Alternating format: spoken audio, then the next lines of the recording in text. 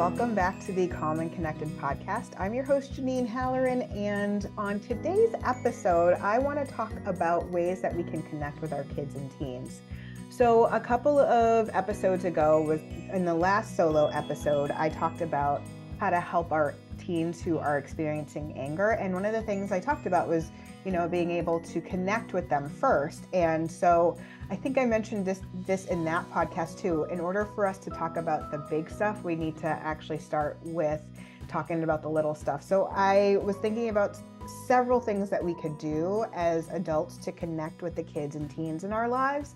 And I divided it up into three sort of sections. So ways that we can connect via talking, ways that we can connect via playing, and ways that we can connect via media, whether that's books or TV or movies. So first, let's start with talking. So it's real, sometimes we end up talking as parents about things like homework, or did you take a shower yet? Have you done your laundry? That kind of thing.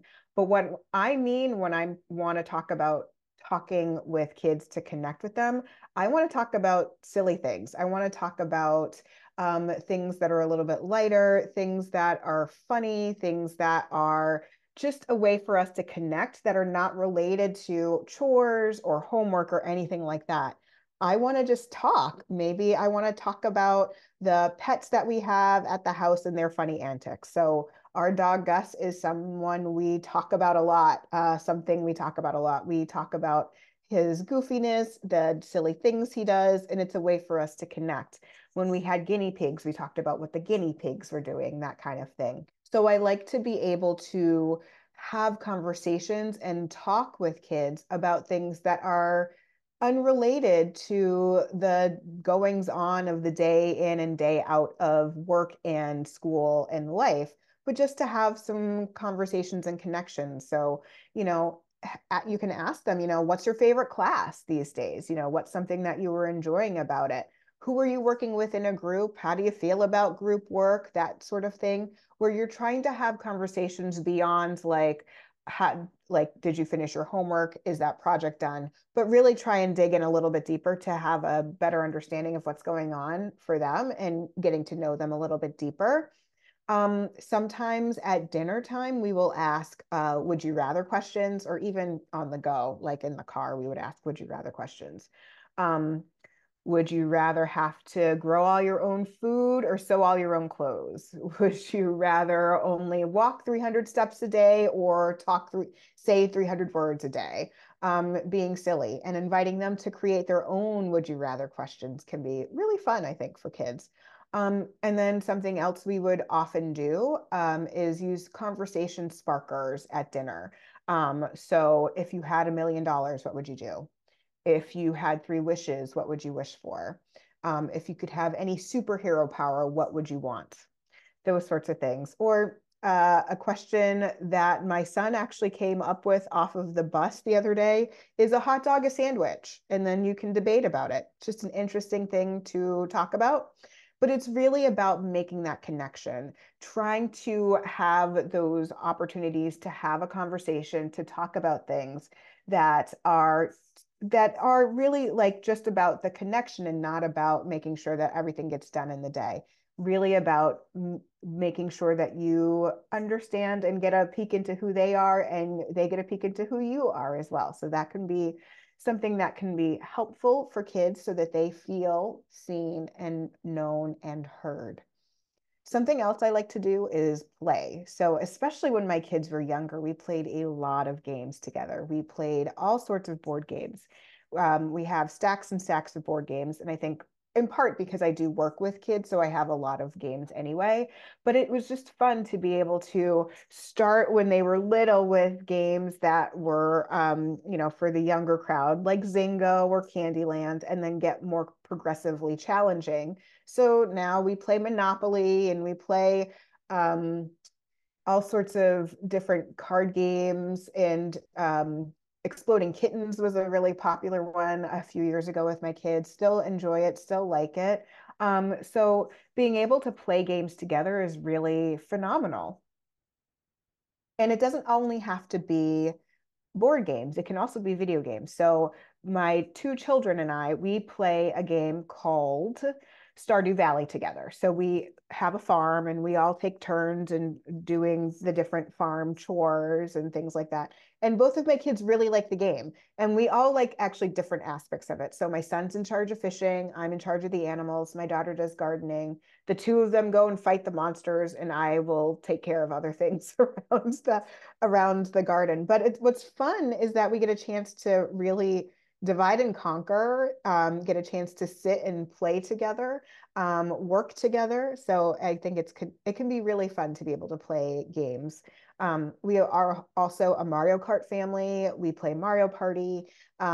Those can be fun things to do and ways to connect, where we're just having a good time together, where we can just try and create some positive memories. Other things that I like to do with my kids, and I've found to be helpful, are cooking or baking together. My daughters, especially, she loves baking. She's a good little baker. And so she likes to try new recipes and create different things. And so that's always pretty fun to be able to be a part of that with her and help her out. Arts and crafts are things that I used to do with my kids and still do some days.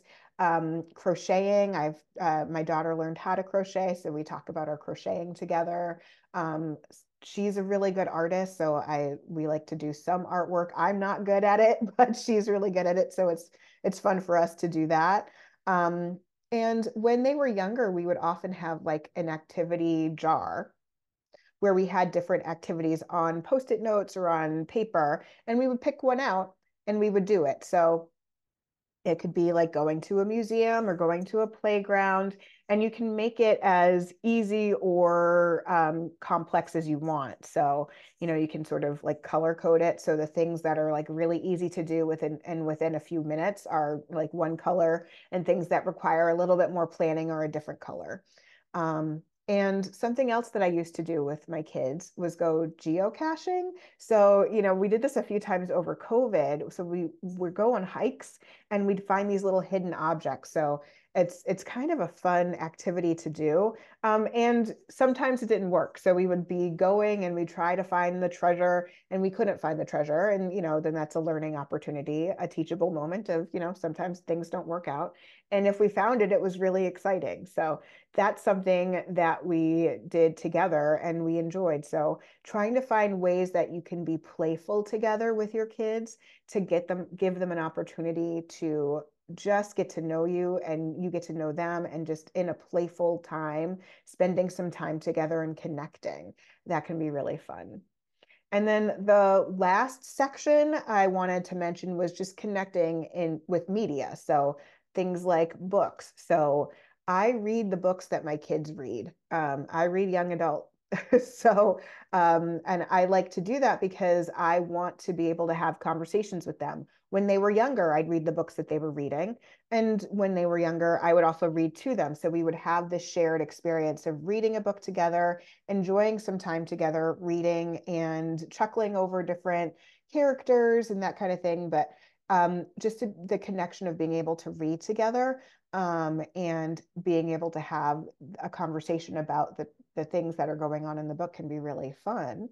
I also like using TV shows in that way. So when the kids were younger, we would watch a lot of TV shows together. We still watch some of the same TV shows, and then we are able to have conversations about it. So if we're all watching a particular anime or we're all watching a particular TV show, then we can talk about it. We can enjoy that. And it can be a little bit challenging to find a TV show that everybody likes, but when we do, it's really magical because then we can all sit down and relax and enjoy and giggle and have that time together where we just are connecting and having a shared experience that we can then talk about.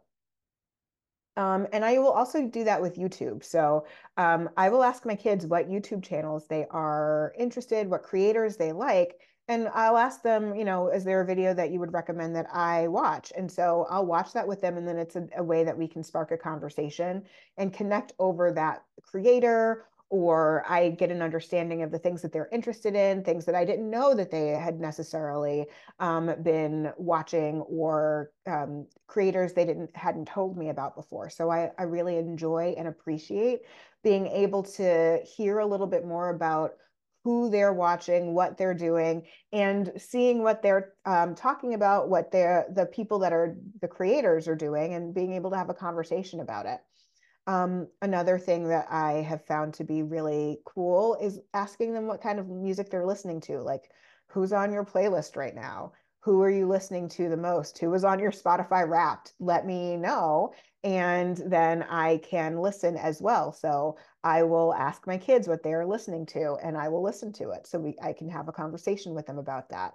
And then I might discover music that I really enjoy and I really like that I didn't know that I liked before. So it's interesting to be able to use music in that way as well. I just think in all of these things, what you want to do is make that connection and try and find opportunities for you to show a little bit more of who you are and them to show a little bit more of who they are, to get an understanding of the things that they like, the things that they enjoy, share what you like, share what you enjoy. Oftentimes, I will do that with my kids. Like, I like looking at funny animal videos on Instagram Reels. And so I will save them and I will show them to my kids, and my daughter will do the same. And my husband will also do the same. So we all get a chance to sort of share our humor, share our interests, share our likes, and it helps us connect. So it makes it easier when we have had these smaller conversations, when we've had these conversations about things that are just ways that we can connect, ways that we can talk. But then that way, when we're talking about these smaller things, it makes it easier for us to get into a topic of things that are more consequence, things that are bigger, things that are more challenging, things that are more challenging, friendship situations, challenges with, what are kids doing at school, thinking about really challenging decisions as they're growing up. What do you want to do with your life? Where are you going to go to school? Are you going to go to college? That kind of thing. I like building in these opportunities to have conversations where we're just talking, opportunities to play, and opportunities to connect around the things that they are interested in, so that it makes it easier for them to talk with me when they are experiencing something challenging. I hope that has been helpful for you. I hope it gives you a couple of ideas of things that you can do with your kids to spark conversations, to get a conversation going, to learn a little bit more about what they're interested in. And I hope that has been helpful to you. If you like this podcast, please feel free to share it with your friends and colleagues, and give us a rating wherever you listen. And as always, don't forget about yourself. Take a few minutes, have a little fun, and have an awesome day.